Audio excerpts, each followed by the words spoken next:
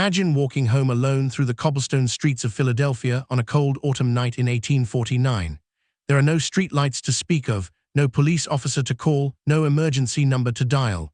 The shadows move in the alleyways. Somewhere behind you, you hear footsteps, then voices, then the unmistakable click of a flintlock being cocked. You have no options. You run, because in early American cities, the law did not come to you.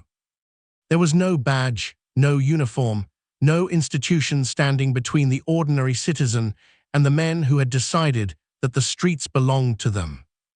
What filled that void is one of the most overlooked and darkest chapters in American history, a world of gangs, extortion, river pirates, and organized mob terror that ruled entire neighborhoods for decades before a single professional police officer ever walked a beat. To truly understand how crime thrived in early American cities, you have to understand what society actually looked like before professional policing existed. In colonial and early Republican America, maintaining order was not a government function. It was a civic obligation, and a deeply imperfect one at that. The system the colonies inherited from England was built around three institutions: the constable, the night watch, and the ancient practice of hue and cry. When a crime was committed, it was the legal duty of every citizen who witnessed it to raise an alarm, to shout into the streets and summon the community to chase down the offender. This was not a figure of speech. It was the law, and it was about as effective as you might imagine when the criminal in question had a gang of 20 men at his back and a knife in his hand. Boston, the oldest city in what would become the United States, established its first night watch as early as 1631, with the town meeting formalizing it in 1636. Philadelphia followed in 1700. These watchmen were supposed to patrol the streets after dark, call out the hours through the night, apprehend suspicious persons, and report criminal activity. In practice, they were overwhelmingly undertrained, underpaid, and often drunk on duty. Contemporary accounts describe watchmen sleeping in their guard boxes while burglars worked their way through entire neighborhoods just steps away. Many watchmen were themselves petty criminals, serving their watch shifts as an alternative to fines. As cities like Philadelphia and Boston began exploding in size, reaching populations of over 100,000 by 1820, the night watch system, already creaking under its own inadequacy, began to collapse entirely beneath the weight of rapid urbanization. The streets of these cities were filling with waves of new immigrants, displaced workers, and young men with nothing and nowhere to go. Into the space left by a failing watch system and an overwhelmed network of constables stepped a criminal underworld of remarkable organization, ambition, and brutality. There is perhaps no better place to begin than the streets of Boston in the 1740s, where two gangs had been waging a slow-burning territorial war for years. These were the North End and South End mobs, as they were called, loosely organized but fiercely loyal bands of working-class men, sailors, apprentices, laborers, and servants who had carved Boston into two rival kingdoms. Every year on the 5th of November, a date the colonists called Pope Night, the American version of England's Guy Fawkes Night, these two gangs would take to the streets in elaborate processions, hauling enormous wheeled floats bearing effigies of the Pope and the Devil. It began as a kind of raucous civic festival. It became something far more sinister. By the mid-18th century, violence had become the centerpiece of Pope Night in Boston. When the North End and South End processions met, they fought. Not symbolically, not in jest, they fought with clubs, brickbats, iron bars, and cutlasses in the middle of the city streets. Heads were broken, people were maimed. In 1752, a sailor named John Crabbe was clubbed to death during the annual melee, beaten by two men as the crowd surged around him. In 1764, one of the North End's massive parade carts, perhaps 30 men pulling it through the dark, narrow lanes, rolled directly over the head of a young boy watching from the street, killing him instantly. The local authorities were helpless. The sheriff, the justices of the peace, and even the officers of the militia were ordered to destroy the processions and disperse the crowds. They could not. Historians have offered a pointed explanation for why the militia was so ineffective on Pope Night. The rank-and-file militiamen were very likely among the rioters themselves. The crowd that night numbered in the thousands. the authorities numbered in the dozens. Beyond the annual Pope Night battles, the gangs of Boston's North and South Ends ran a protection racket that would feel familiar to anyone who has seen a gangster film. During the processions, masked and costumed gang members would stop at the homes of wealthy Boston residents and demand money contributions to the festivities. They called it refuse, and your windows were smashed. Pay, and they might smash them anyway, just for the entertainment. A resident complained to a Boston newspaper in 1745, describing the rioters as the very dregs of the people, black and white. An intoxicated rabble that, in a rage and fury which only hell could inspire, fell upon one another with clubs and cutlasses. The Great and General Court of Massachusetts passed riot acts in 1753, 1756, 1758, 1763, and again in 1769. None of them made a meaningful dent.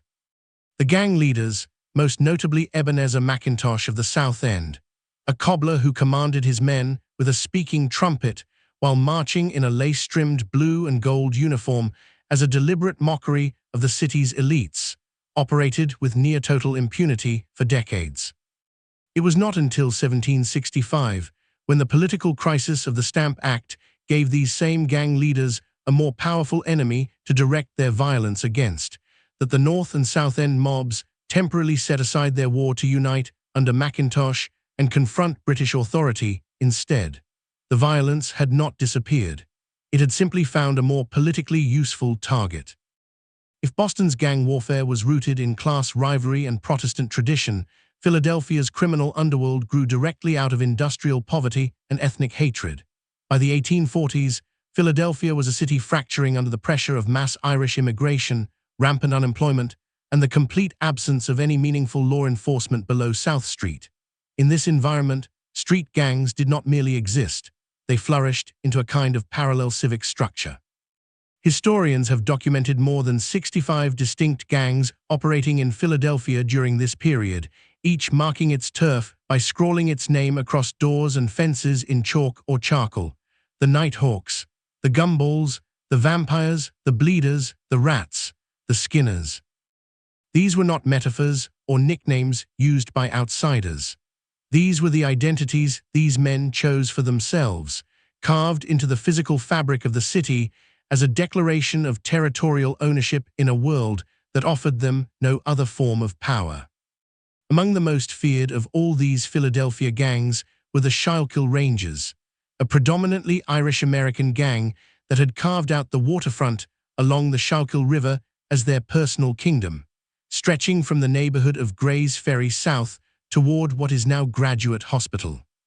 Forming around 1848, in the aftermath of the brutal anti-Irish nativist riots of 1844, which had left 2 Catholic churches and dozens of Irish homes burned to the ground, the Rangers turned to crime as both a livelihood and a form of survival. Their methods were those of pirates, because they were in fact pirates. Gang members would wait until the early morning hours, then board boats moored along the eastern bank of the Schuylkill, brandishing flintlock muskets and demanding not just cash but food and liquor from terrified boat captains. Stevedores making their way to the river before dawn were ambushed in the darkness, beaten and robbed of their wages. Wealthy pedestrians were targeted on the streets in broad daylight. The gang's most notorious leader was a man the Philadelphia newspapers called Wild Jimmy Haggerty, a career criminal of almost theatrical boldness who had once escaped police custody at the courthouse and on another occasion was pardoned from a prison sentence on the express condition that he leave Pennsylvania. He didn't leave. The Schuylkill Rangers under Haggerty's leadership were involved in some of the most brazen crimes in the city's history, including the robbery of White's Dental Depot, during which an African-American night watchman was murdered. Eventually, Haggerty and a fellow ranger named Hugh Murphy were convicted of robbing a store on 9th Street and sentenced to 10 years in prison. But even that did not end the gang's activity. By 1849, the situation had grown so desperate that the Rochester paper quoted in Philadelphia's Public Ledger called openly for the federal government to dispatch a naval force to the Schuylkill to dislodge the Rangers, since the local authorities were clearly incapable of doing so themselves. The police, such as they were, had simply abandoned that stretch of the waterfront. As for the 50 or so bystanders who watched Limpy Clark, one of the Rangers' street operatives, rob the prominent Colonel Ashmead of his gold watch chain on the South Street Bridge in 1876 in broad daylight, not a single one moved to help. They just watched. While the Rangers terrorized the waterfront, a different kind of gang power was consolidating inside the Moymansing neighborhood of South Philadelphia, where a gang known simply as the Killers had, by the mid-1840s, become the most dominant criminal organization in a city already overrun with them. Organized around 1846, the Killers were led by a formidable Irish Catholic enforcer named William Bull McMullen, who understood something the other gang leaders did not, that true power required institutional cover. The Killers attached themselves to the Moymansing Hose Company, one of Philadelphia's many volunteer fire companies, and in doing so gained both a legitimate public identity and a powerful weapon. Fire companies in pre-police Philadelphia were functionally the most powerful private armies in the city. They controlled access to water in emergencies. They decided which buildings burned and which were saved, and under gang leadership, they became instruments of terror. The most explosive demonstration of this came on Election Day, 1849. That night, William McMullen directed the Killers and their allied gang, the Stingers, several hundred men in total, to descend on a tavern called the California House, located on St. Mary's Street between 6th and 7th Streets. The California House was a black-owned establishment, and the attack was driven by a vicious combination of racial hatred and territorial politics. McMullen ordered the Moymansing Hose Company to ram their fire wagon directly into the front of the four-story building, while gang members poured inside, attacking the patrons and setting the bar ablaze. The riot left the California House destroyed and sent waves of terror through the surrounding community. Residents on St. Mary's Street had known it was coming. With the Killers and the Stingers dominating the streets and not a constable willing to challenge them, there was simply nothing anyone could do to stop it. The social consequences of this prolonged era of gang dominance were profound and lasting. The most obvious was the complete erosion of public trust in any system of civic order. When the constables slept and the night watchmen drank, when the militia could not disperse a crowd and the courts could not hold a notorious gang leader for more than a season before he was back on the streets, ordinary citizens were left to conclude that the rule of law was a fiction.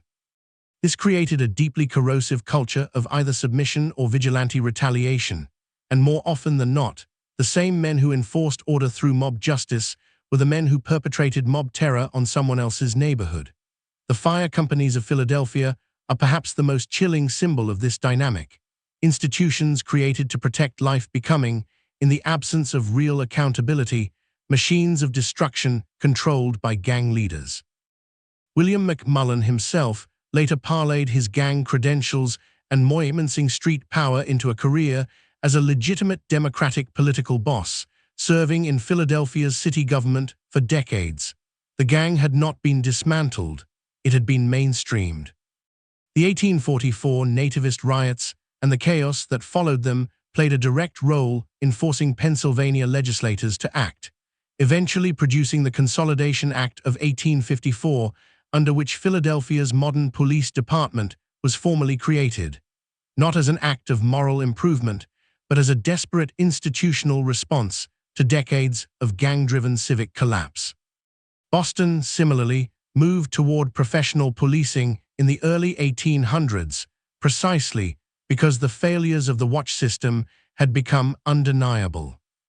What the history of pre-police American cities ultimately teaches us is that order does not arise from nature. It has to be built, deliberately and imperfectly, by institutions with real authority, real accountability, and real investment in the communities they serve. The gang leaders of colonial Boston and antebellum Philadelphia did not operate in a vacuum.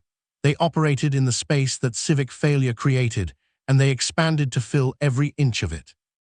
Today, when we debate what policing should look like, what accountability means, what community safety requires, we are still wrestling with the same fundamental tension that produced the Schuylkill Rangers and the Killers.